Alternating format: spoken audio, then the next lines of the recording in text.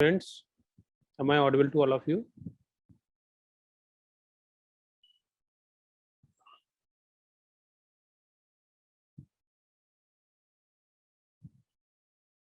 Yeah, good morning, Swati.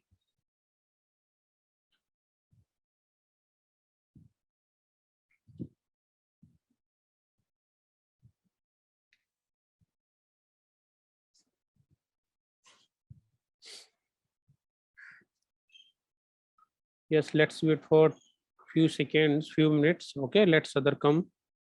So if you guys are having any doubt, please tell me regarding previous class, or you want me to explain any concept regarding this chapter. I can help you in that.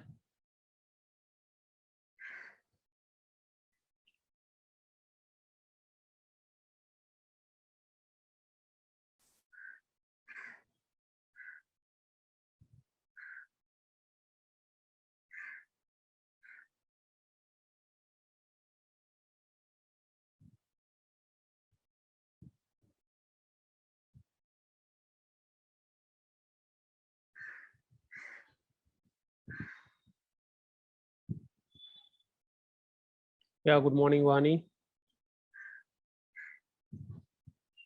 Yes, Ganesh, good morning, beta. Yeah, good morning, Pranay.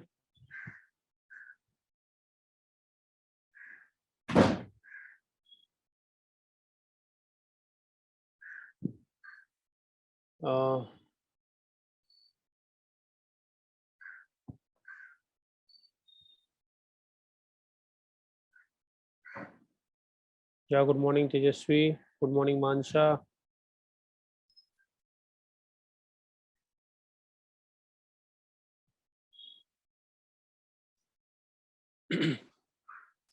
Good morning, Deepak, Santosh. Okay, fine. Good morning, Chatur Teja. So please tell me if you are having any doubt, beta. We have discussed so many things in this chapter: oxidation number, balancing of redox reaction, oxidizing agent, reducing agent, right?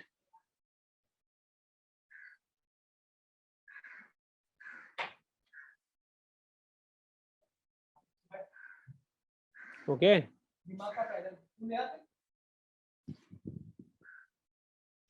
Yes, beta. So any doubt from the previous class?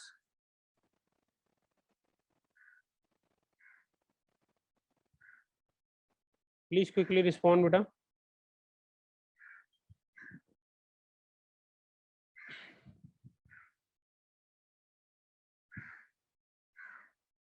In the last class, we have discussed about these two. These were our two new concepts, right? Iodimetry. These were the two concepts, beta, right? One was iodimetry. Okay, in this case, some standard I2 solution, with help of some standard I2 solution, we are going to identify the concentration of some other substances. Okay, so generally in this case, yes guys. Okay, fine. So am I audible and video is clear right now?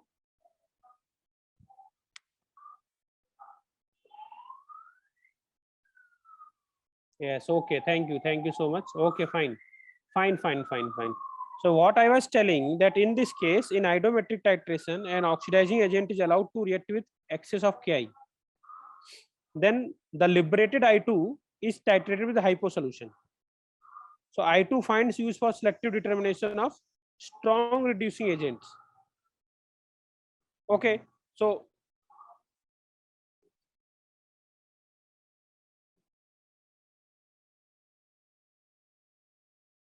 yes, my video is not open. Okay, now I am visible. Yes, now I am visible.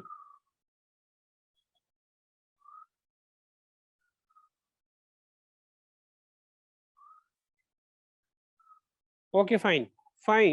So these two concepts are very important, but in the second concept, remember one thing: there are two reactions, beta. In the second concept, there will always be two reactions. One in which we are going to react the oxidizing agent with Ki, and second is liberated I2 is reacted with hypo, right? So there will be two reactions, right?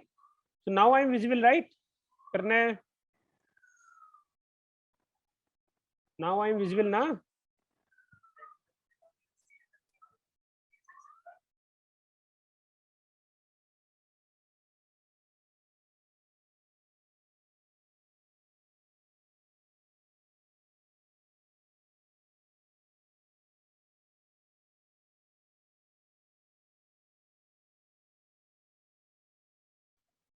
Okay.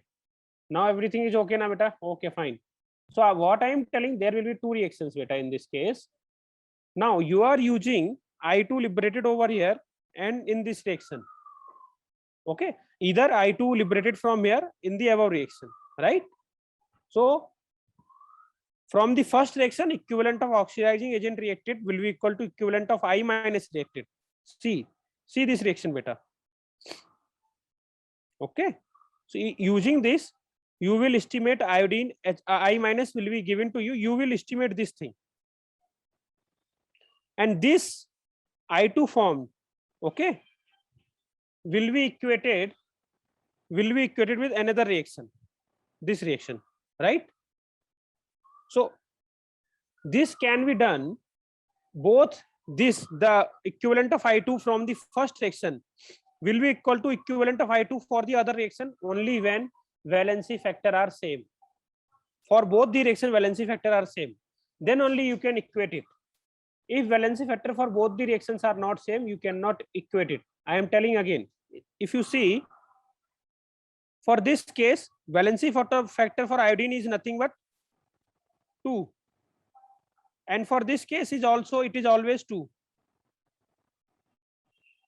So you can easily, whatever equivalent are coming from this reaction will be equal to equivalent for this reaction, right?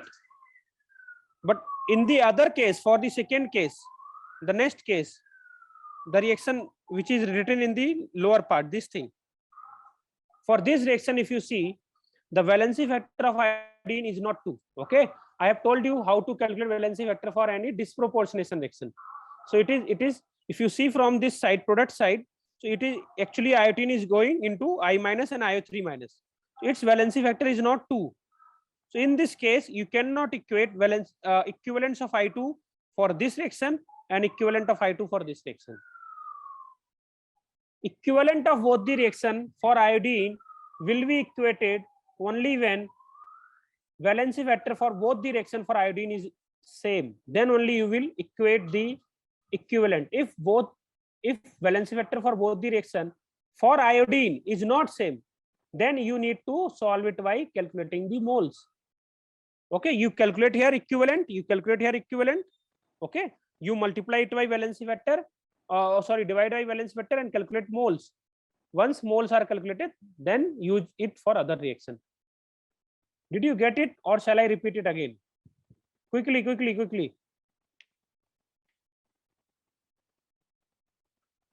Quickly tell me. I will take one example. Okay, fine. So what I am telling, for example, this is given that some MnO4 minus is reacted with Ki. It produces iodine in acidic medium and Mn plus 2. Let's say, okay. It is given. It is, this Ki will always be in excess, right? You need to estimate the equivalent of MnO4 minus. For this reaction, valency factor of this thing is 5. There is no issue. Ki, its valency factor is nothing but 1. Valency factor for iodine, if you want to calculate valency factor for iodine, it is 0, it is -1. So it is nothing but, for this iodine, it is 2, 0 minus of 1, that is 2, right? Now you want to estimate this thing, this iodine. If you know about this iodine, then you can easily make prediction of an MnO4 minus. So this iodine, the produced iodine, can be estimated by using iodimetry. That is, iodimetry is what?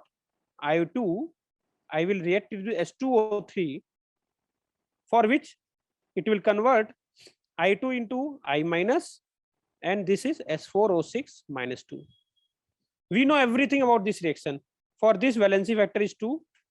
This is valency factor is, here it is 6 minus 2 plus 2, right? Here it is 2.5, right? So if you want to calculate, then this is 2 into 0.5, that is 1 valency factor. So there will be given information about this thing. They will give you M and V, right? So for this thing, equivalent of I2 will be equal to equivalent of S2O3. So you can easily calculate S2O3 will be molarity into volume into valency factor is 1. This is given already, beta. This will be given. This is given in the problem, right? So using this, you have calculated equivalent of I2. And these equivalent of I2 will be same for this equivalents if valency factor for both the reaction for iodine is same. And in this case, valency factor is same. So you can easily write equivalent of I2 will be equal to equivalent of MnO4. So you can easily calculate equivalent of MnO4 minus. Equivalent of MnO4 minus is nothing but M into V. Once you have calculated equivalent, then moles, equivalents are moles into valency factor. So you know equivalents are M into V. Its valency factor is 5. So you can easily calculate moles of MnO4 minus are nothing but M into V by 5. Now please tell me, did you get it? Quickly.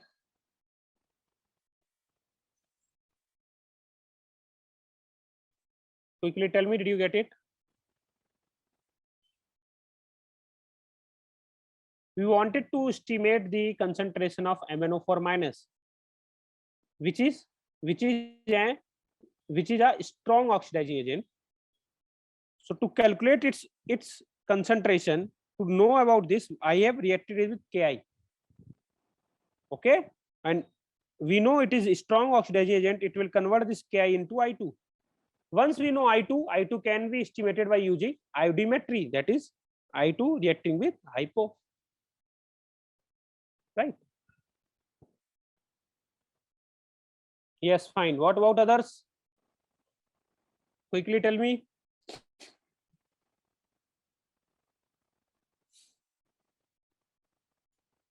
Clear, fine. Fine, that's okay.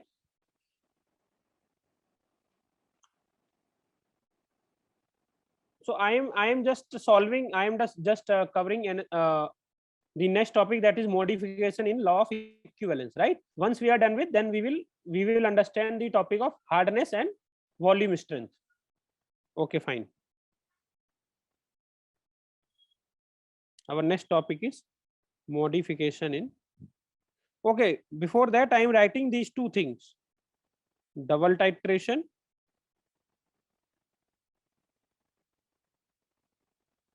and back titration. Okay, these two are the concept which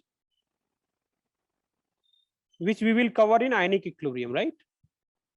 I have already told you titration regarding redox reaction, regarding acid base reaction, we will cover them in ionic equilibrium, right? Also, electrode potential. There is concept of electrode potential, right? This is also electrode potential. There you will understand standard oxidation potential and standard reduction potential. This you will study in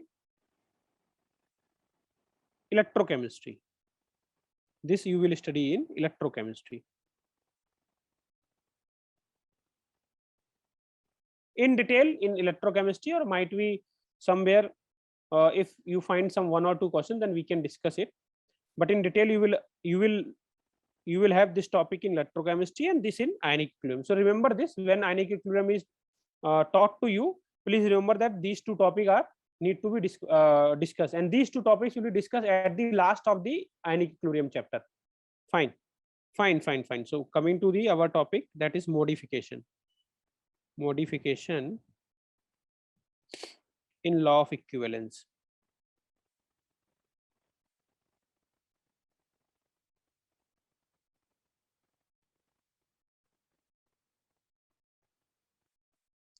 Actually, a fair idea about this concept we have already discussed. Okay, and even in the test we were having one question regarding this topic. Okay, but I am just telling you that if something is given like this, AA plus BB, okay, some product is forming, so we can easily say equivalent of A will be equal to equivalent of B. This is our normal law of equivalence. But if something is given like this, and we write if equivalent of A reacted must be equal to equivalent of B reacted, right? But if something is given like this, A of A, B of B, some reaction is given like this, C of C, hypothetical reaction given like this, in which case it is giving that this is behaving as oxidizing agent, this is behaving as reducing agent, react. Okay, and this is passive, this is not behaving as anything. Okay, this is not even behaving as oxidizing agent or reducing agent. So in this case also you can write equivalent of A reacted will be equal to equivalent of B reacted must be equal to equivalent of, you are not going to write this equivalent of, okay, this is also right, this is also right. But an interesting case arises when there are more than one oxidizing agent or more than one reducing agent, right? So I am taking the next example. If something is given like this, A of A, then B of B, then C of C, it is given like this. And in this case, they have given you that it is behaving as oxidizing agent, this is also behaving as oxidizing agent, this is behaving as reducing agent. So in this case, if it says that equivalent of A reacted are equal to equivalent of B reacted is equal to equivalent of C reacted, then that is wrong, beta. Okay, then that is wrong, because C will be reacting with both of these things. Okay, so you need to check the nature of the species or the component present in the reaction. Okay, whether it is reducing or oxidizing. If it is reducing, then its equivalent will be same to the total equivalence of all the oxidizing agent, and vice versa. If there is one oxidizing agent and there are more than one reducing agent, then equivalent of one oxidizing agent will be equal to equivalent of all the other reducing agent. So I'm just writing, so in this case we can say equivalent of A plus equivalent of B reacted must be equal to equivalent of C reacted. This I have told you, right? This is right. This is right. Did you get it or not, beta? Did you get it? I will take some other example also. If something is given P of P, Q of Q, and R of R, and it says this is oxidizing agent and both of them are reducing agent, then what will you do? You will take equivalent of P reacted will be equal to equivalent of Q plus equivalent of R reacted, right? If you want to, okay, if you want to calculate equivalent, so you need to check which of these things you need to apply this law. Then you need to, when more than two species are present, then please check whether more than one of them are behaving as reducing or oxidizing, right? So for all the equivalents of oxidizing agent, their summation will be equal to equivalent of reducing agent. If for this case and this case, it will be like this. Okay, we have done already one question in your test, right? Similarly, it can also be done for acid-base titration. Acid-base titration. Acid-base titration. For example, it says NaOH plus there is something BaOH ka whole twice, and it is reacting with H2SO4, right? I'm taking this example. In this case, it is given that moles are given. Let's say moles are given: A mole, B mole, and C mole, right? These are given. If it is going for complete neutralization, then in this case you can write equivalent of NaOH plus equivalent of barium hydroxide reacted, because these of both them are, these are base, this is base and this is also base, right? Will be equal to equivalent of H2SO4 reacted. Okay, if you want to solve it, then A into 1 plus B into 2 must be equal to C into 2 for complete neutralization. For complete neutralization, if it is given.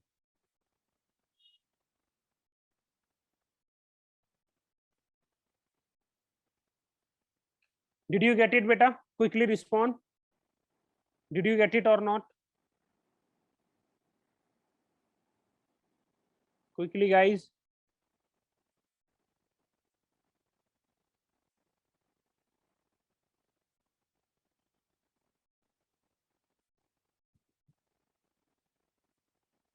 Sir, why multiplied by 2? In which case, beta? Because the equivalent is what, beta? You have forget one formula. Equivalents are moles into n factor, valency factor.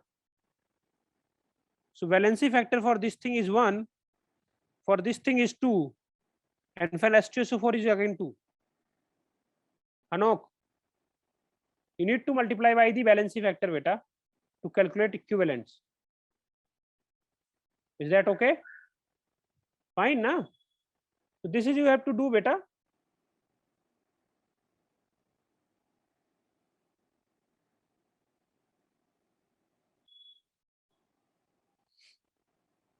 Also, there is important thing which I want to tell you.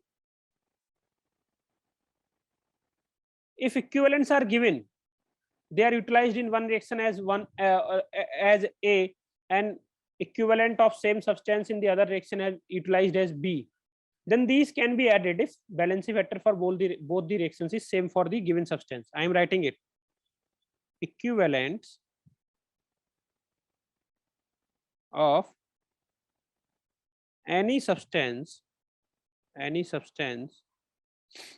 may be added or subtracted. It may be added or subtracted in different, right? In different reactions only when n factor or valency factor is same, right?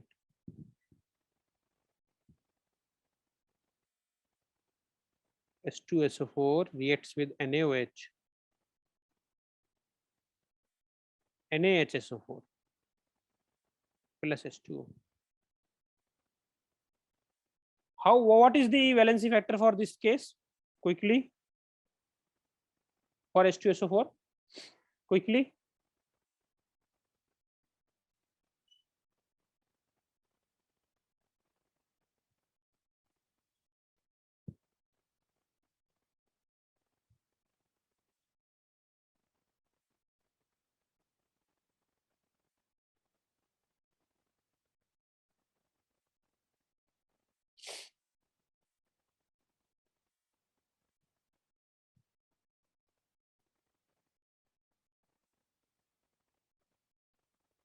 What is the valency factor?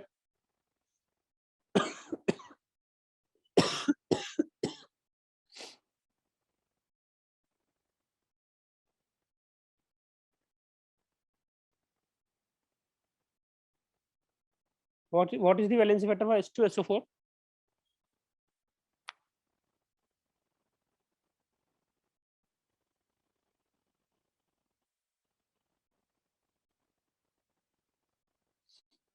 No, beta. You guys are not revising, beta.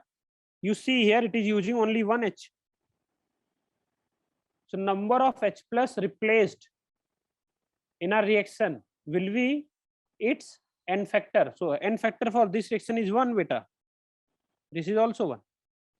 You see it is utilizing only its 1 H plus. For acid, n factor is the number of H plus which are exchanged. So it is using only its 1 H plus. 1 H plus is there only. Santosh?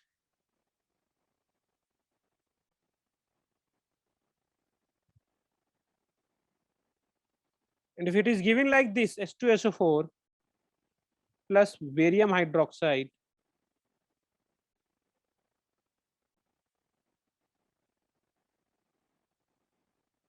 now it is using its both, then its valence vector will become here 2.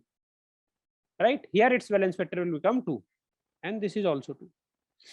So acid, please you need to remember that the number of H plus used in a reaction, okay, that will be its n factor. It might donate 2, 3 or 4 H plus, but the number of H plus it is using, or number of OH minus any base is using, that will be its valency factor, right? So let's say in this first reaction, the given first reaction,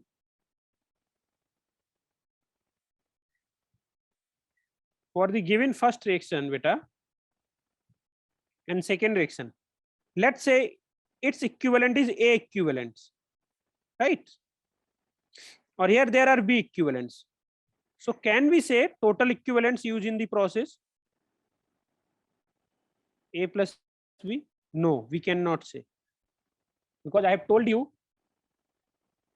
for given two reactions, total can be added or subtracted only when their n factors are same.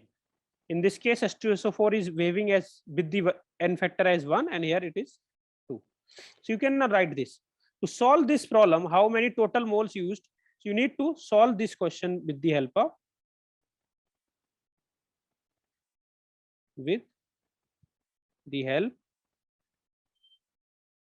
of mole calculation.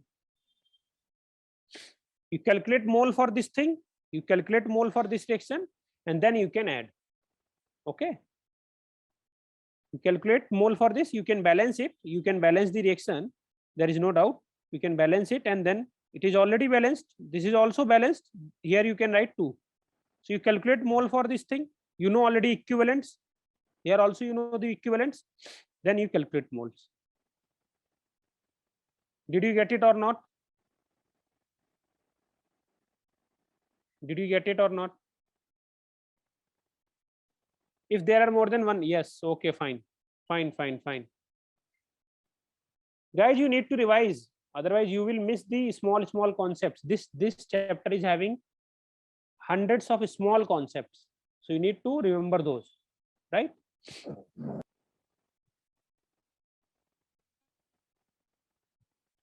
Total moles of H2SO4 will be, in this case, for one equivalents are given. So A by 1, for this B by 2.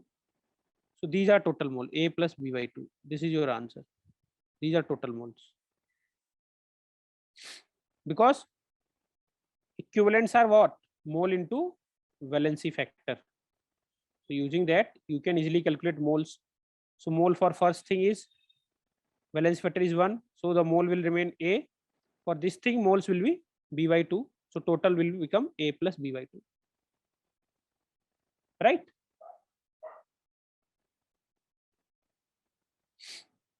Fine, fine, beta. So I'm giving you one very good question, beta. Please focus. I'm giving you one very nice question.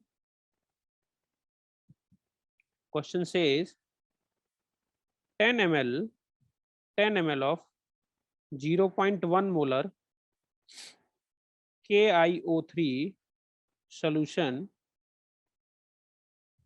is treated with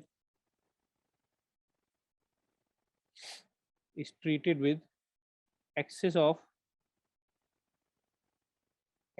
Ki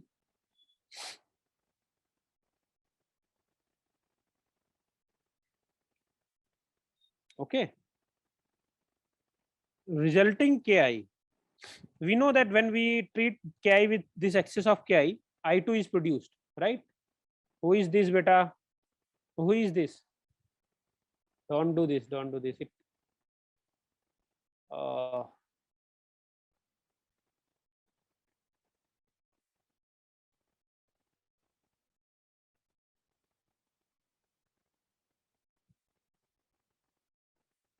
So resulting Ki, beta, resulting I2 is treated against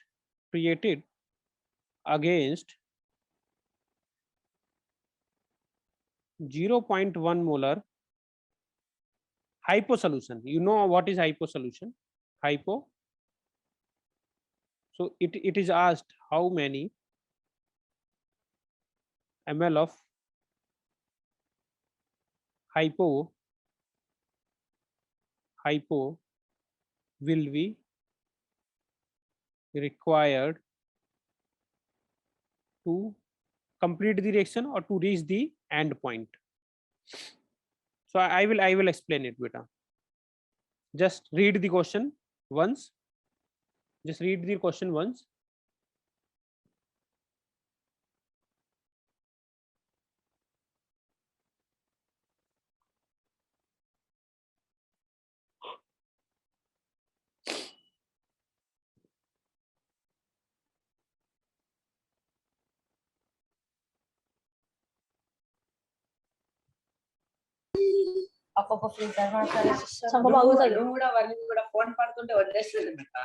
పట్టుకున్నాను కదా writing sentence with different types of noun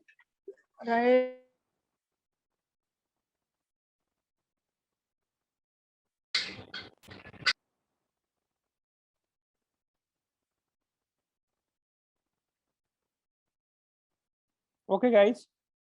So this case says we are reacting KiO3, okay, with excess of Ki. Okay. So this is a well-known reaction. Okay, this is just reverse of the disproportionation reaction of I2. Right. This is well-known reaction. We have seen just opposite of this. I2 on reacting with OH minus gives I minus and IO3 minus. This is just opposite of this reaction. And this is an example of disproportionation reaction. And this kind of reactions are known as comproportionation reaction. Okay. This is an example of comproportionation. So I'm writing just here for the hint comproportionation. So they might ask somewhere sometime. Just opposite of the reactant and product in disproportionation and comproportionation change. Okay. The reactant of one will be product of other and product of other will be reactant of first one. This is right. So in this case, if you see the valency factor for KiO3, this thing, if you try to figure out, here iodine is in +5 and it is in -1. So its valency factor is nothing but 5. its valency vector is nothing but 1.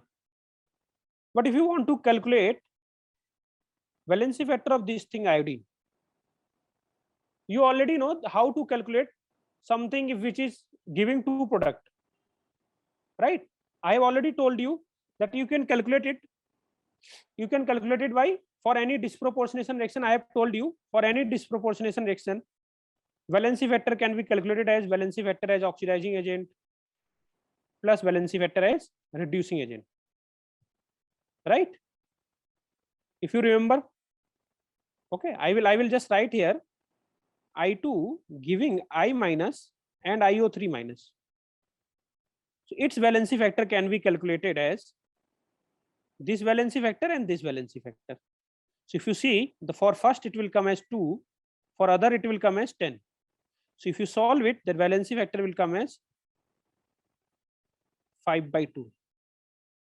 10 plus 2. Just a second.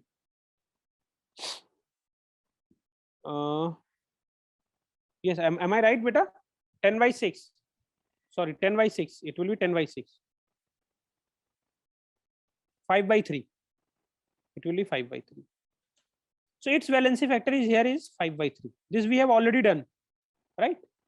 So valency factor of iodine is this. But there is another reaction is given that the liberated or the resulting I2, it is now reacted with hypo. It is now reacted with hypo, that is Na2H2O3, and we are very well known with this reaction. It produces S4O6 minus 2 plus I minus, right?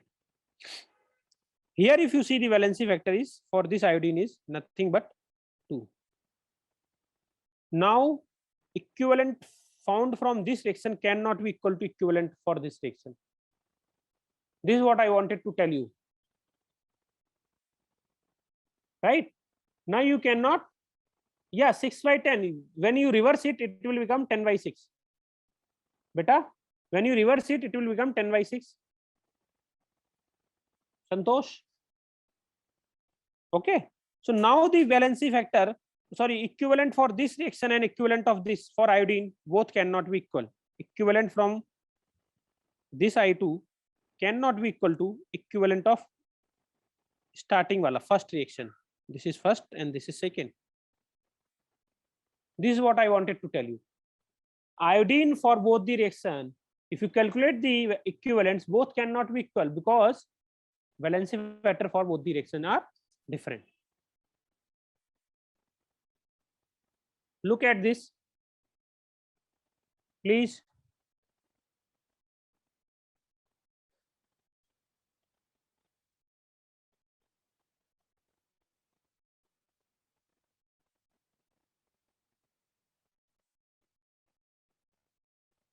Please tell me if you are having any doubt. Then how we will solve it?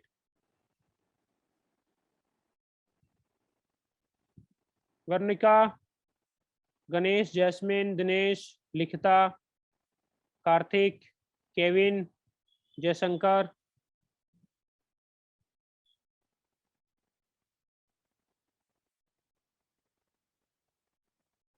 Okay, what about others, beta? Clear, fine. Fine.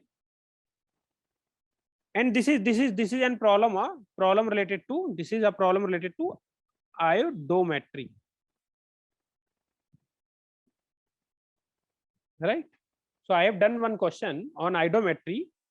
Okay, so how will you do it, right? Through the first reaction you can calculate iodine because they have given all the information about this thing. So we know from the first reaction, from first we can easily write that equivalent of KiO3 must be equal to equivalent of I2. This we can calculate easily for the first. just see, equivalent of KiO3 is volume is given. They have given you molarity, that is 0.1. They have given you volume, that is 10 ml. For it is given for KiO3. They are given for KiO3, right?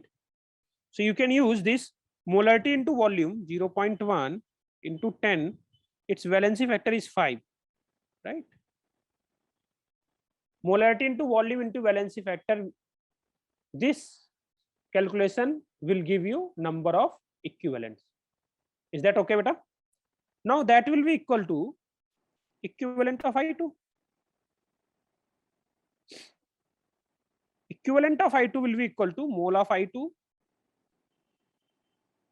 into valency factor of I2. So you can solve it. Mole of I2 or mole of I2 will become, this is 1, 5 divided by its valency factor is 5 into 3, that is 3. So there are 3 moles of I2 are produced from the first reaction. Now these 3 moles, resulting 3 moles, see, mass cannot be destroyed. This is which we are using it in the next reaction with the treating with the hypo. So now you can write from this reaction, for this reaction you can write for second, from second reaction. sorry guys, equivalent of I2 must be equal to equivalent of hypo. Equivalent of I2 is moles of I2 into its valency factor should be equal to, they have given some information regarding hypo. They told you that its concentration is 0.1. Check, the concentration is 0.1. They have given concentration is 0.1. They are asking you the volume, okay, and its valency factor you already know, plus 2, it is 2.5. Valency factor is 1, right? So this will be equal to molarity, that is 0.1 into volume into its valency factor. Now calculate valency factor. Oh, sorry. Then volume will become mole. These moles are beta millimoles, because here we have taken this thing as ml. So these are millimoles. Just a slight correction, because we are taking ml. So these are nothing but millimole, right? Then volume will become, how much moles of I2 is 3 millimole. Valency factor of I2 is, for the second reaction, is 2 divided by 0.1. Solve you, this is 60 ml. Just look at the solution, just look at the first part, then I will scroll it down. Okay, tell me, did you get it?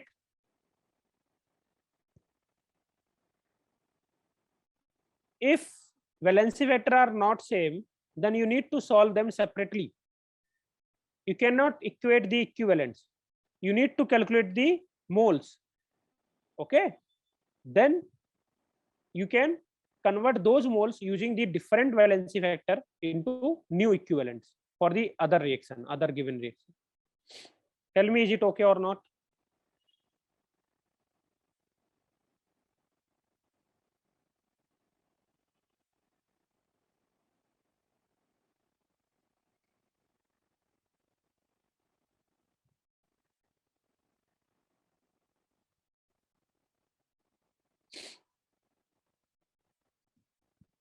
Fine.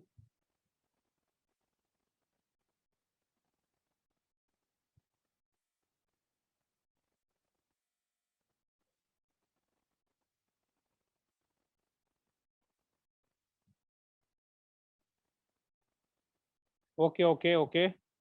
So if you see this, so I will explain it again, that using this reaction, I have, using the first reaction, I have calculated equivalent of I2. Now using those equivalent, I have calculated the moles of I2. But for this, the one very important calculation was calculating the valency factor of this I2, which was very important. So I have calculated that thing. Okay. Now using that, I have calculated again equivalent of hypo. Right. Now I have calculated equivalent of hypo. These moles are again converted into equivalent. Why? Multiplying with the another valency factor. So I have already told you in the first class that or the class of the equivalent concept, that valency factor for same substance can have more than one value depending upon the reaction. Its valence factor can change.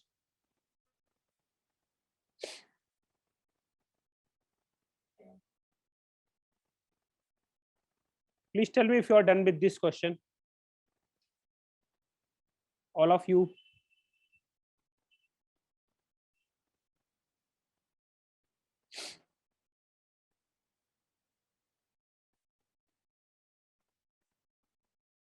Fine. And there is very small concept, that is volume strength. Volume strength of H2O2. Very simple, beta.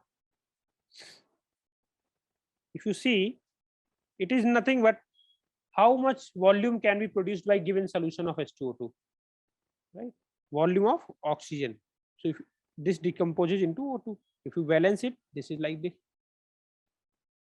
We already know that valency factor of H2O2 as reducing agent is 2. Valency factor of H2O2 as oxidizing agent is also 2. This we already know. So in this case, if you see, if it is given that it is 1 mole, so you can see this will be half mole, right? This will be half mole. This we already know. So at STP we know 1 mole of any gas occupy 11.2 sorry, from the mole concept 22.4 liter. Is it okay, beta? I think this is simple thing, right? 1 mole of any gas occupy 22.4 liter. Even you can calculate this using PV is equal to nRT, right? Now it is only 1/2 mole, so you can say half mole will occupy, or yes, that is 11.2 liter, right? Now you know that 1 molar H2O2 means 1 mole of H2O2 in 1000 ml, right? Is it okay, beta?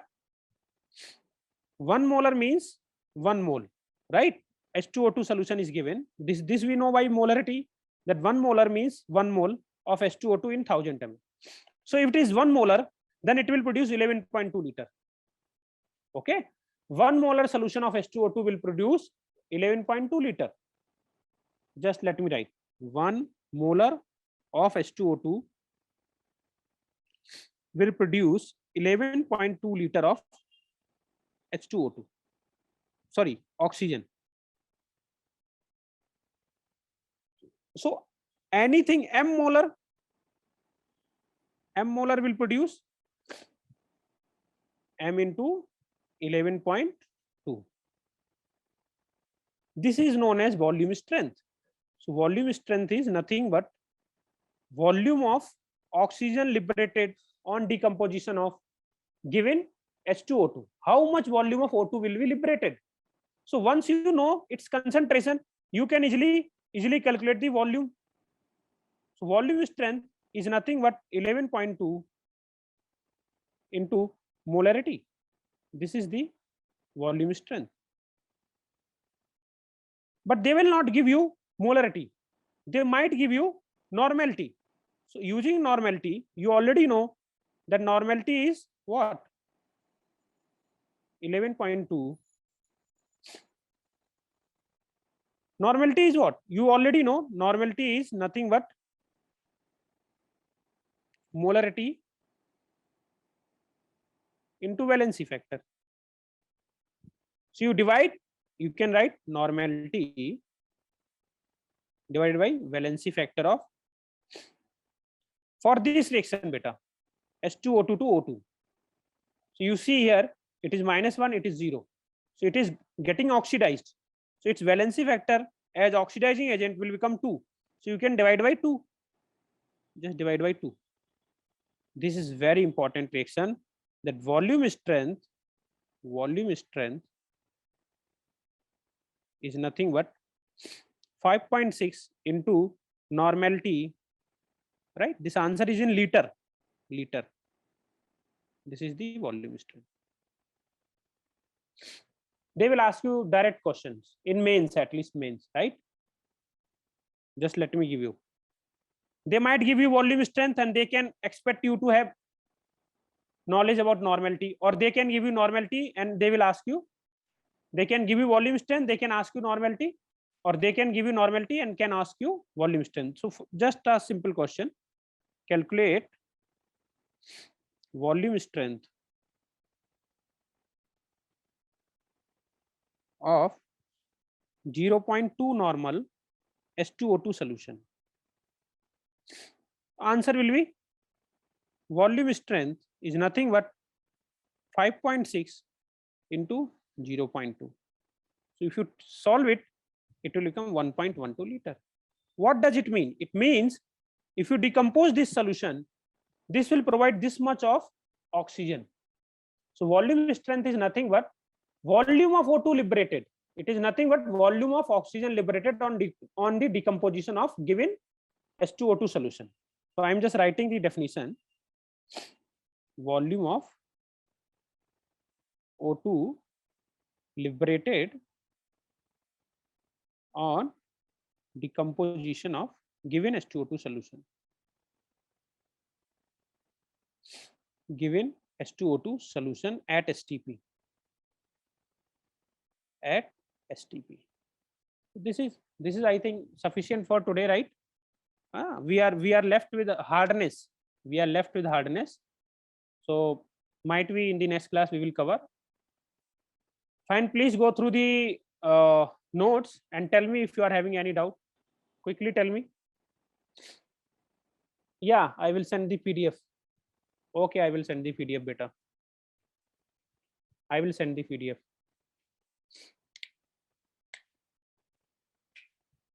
Okay, guys. Okay, bye.